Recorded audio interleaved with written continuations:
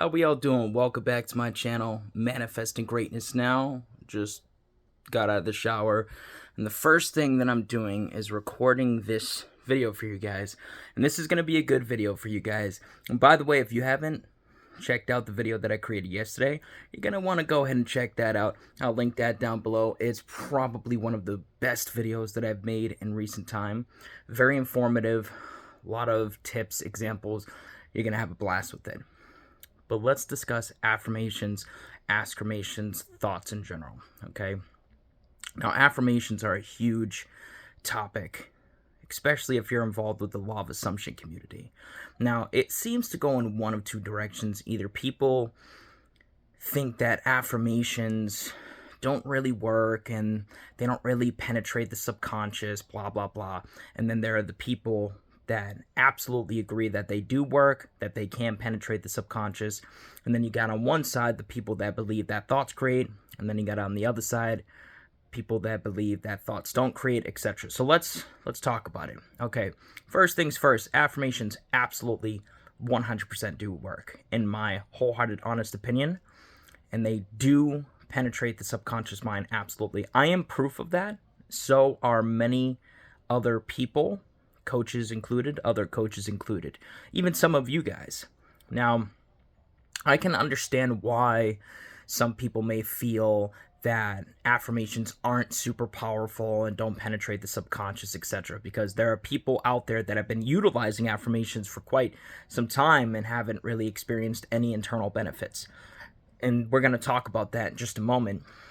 But just to clarify, affirmations absolutely do work. They have the potential to work, and they have the potential to really penetrate the subconscious in a beautiful way. So that's the first thing. The second thing, okay, when it comes to why affirmations may not be working for you in the way that you'd like them to, and I'm going to be very blunt with this, with what I'm about to say, you're using the wrong kinds of affirmations. You're using affirmations that are most likely coming from the logical mind, attachment, fear, doubt overall, and you're not even aware that you're coming from that place with what you're affirming. For example, people that affirm that their SP is miserable without them. They think that those affirmations are good for them to use, and then they end up using those affirmations for a quote-unquote long period of time and experience no internal benefits. Same thing with affirmations related to obsession and them blowing up your phone 24/7 and them thinking about you religiously 24/7 nonstop. People are affirming these things, but they're not really noticing internal shifts take place. And I'll tell you why. Those affirmations are coming from a place of urgency, desperation, fear overall.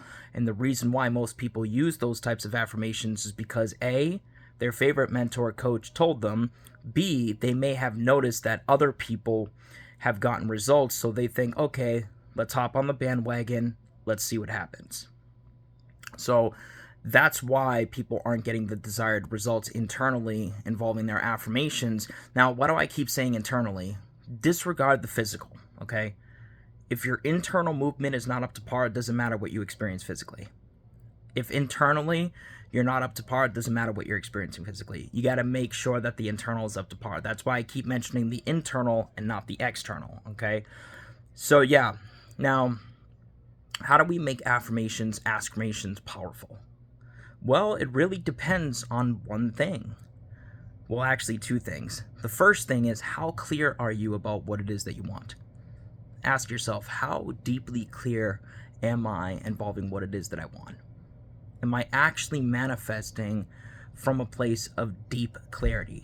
Because I'll tell you something, when you're coming from a place of deep clarity, there's a certain level of motivation that is automatically associated with it. There's a certain level of upliftedness, positivity, etc., that is automatically associated with it. Most people think they're clear about what they want, who they want to be, how they want to feel, but they're not. So that's something that you're just going to have to be honest with yourself involving. The more clear you are, the more powerful of an affirmation you're going to be able to make for yourself that employs your desires fulfilled, either self-concept wise or money wise, health wise, SP wise, etc. The other part of it is, what kind of energy are you coming from? What kind of energy are you coming from? Are you coming from a place of love, unconditional universal love? Or are you coming from a place of urgency, desperation, fear? Because if you're coming from a place of urgency, desperation, fear, you may not experience the wholehearted benefits involving the affirmations that you're using. Okay? So that's something to keep in mind when you're coming from a place of unconditional love, unconditional universal love, love as a whole. Those affirmations are most likely going to be very powerful and very impactful. Okay? So the more clear you are, the more likely you are to be able to create those affirmations that are very impactful and very powerful. When you come from love, they're obviously going to benefit you in very beautiful ways. And now the last thing that I'm going to touch base on, well, actually second to last thing, is what is the difference between affirmations and askirmations, subliminals and whatnot. They're all beneficial. Whether you're listening to an 8-hour, 3-hour, 1-hour, 2-hour, 30-minute affirmation track, or subliminal. They're all beneficial. But an affirmation is a statement. That's all it is. It's a statement. Usually an uplifting, positive suggestion statement, such as, everything always works out for me in the most fun-loving ways. Or, me and SP are now blissfully married. A subliminal typically is in an askirmation or affirmation format, and it's typically music that you're hearing consciously with suggestions that are at such a low volume being played that your conscious mind cannot necessarily really hear, but your subconscious can. That's the easiest way that I can explain it at this time.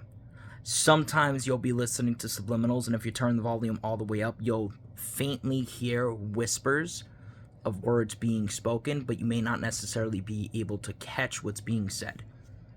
And if you're going to listen to a subliminal, you make dang well sure that that description box has a list of any and all affirmations and askirmations that are being provided.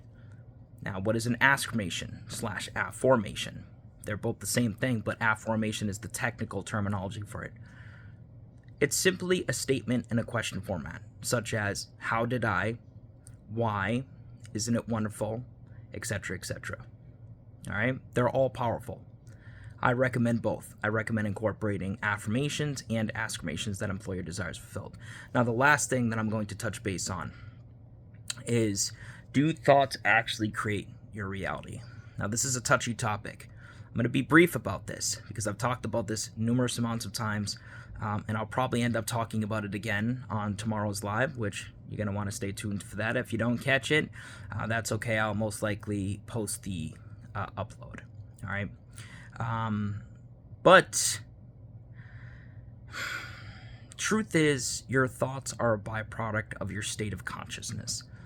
And your state of consciousness is a byproduct of the infinite almighty source that is everything. That is every reality, every possibility, every timeline, etc. Some people call it God. Some people call it divine intelligence. Some people call it awareness. Some people call it the quantum field. Some people call it the divine matrix. In ancient indigenous cultures, they refer to it as nature's mind, the mind of God, and so on. It's all the same thing, different terminology. Your thoughts, feelings, beliefs, expectations, assumptions are a byproduct of the state of consciousness that you are predominantly dwelling from, involving the different subject matters of life. And your state of consciousness is a byproduct of the infinite almighty source, as I said, that is all things. This source that is every reality, every thought, every feeling, every belief, every expectation, every possibility, every timeline, every star, every solar system, every galaxy, every universe, me, you, all of the animals, and everything in between. Okay? That force is what's creating your reality. Bottom line, point blank, period. Okay? So, having said that, I really intend that this video provided you some clarity involving affirmations, askirmations, etc., etc. And I think that's pretty much it. So, without further ado, feel free to check the first pinned comment down below. It's going to have a link to my video from yesterday, as well as a couple of other links, social media accounts, emails, etc. If you'd like to work with me more one-on-one, my pricing starts between $40 and $50, and I would be happy to work with you and help you accomplish your goals manifest your desires, etc. All right. Much love and peace. Have a beautiful rest of your day. Take care.